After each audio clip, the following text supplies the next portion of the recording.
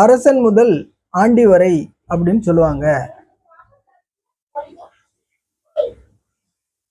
இது இவங்க என்ன அர்த்தத்துல சொல்லுவாங்க அப்படின்னா, அரசன்ல இருந்து பாமர மனிதன், சாதாரண மனிதன் வரைக்கும் அப்படின்னு சொல்றதா நினைச்சுக்கிட்டு அரசன் முதல் ஆண்டி வரை அப்படிம்பாங்க.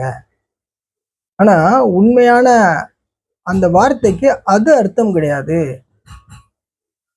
அரசன் ஒரு நாட்டுக்கு அரசனா இருக்கிறவன், அவன் அந்த அரச பதவியெல்லாம் திறந்துட்டு துறவியா போன அந்த கதையத்தான் சொல்லுவாங்க.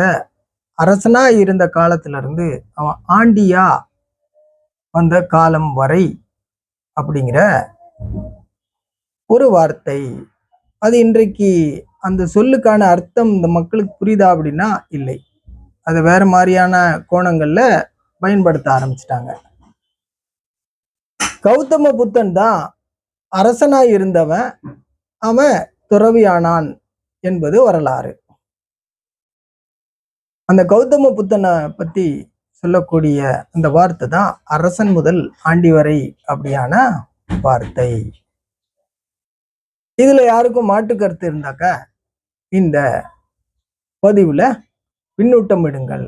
நன்றி, வணக்கம்.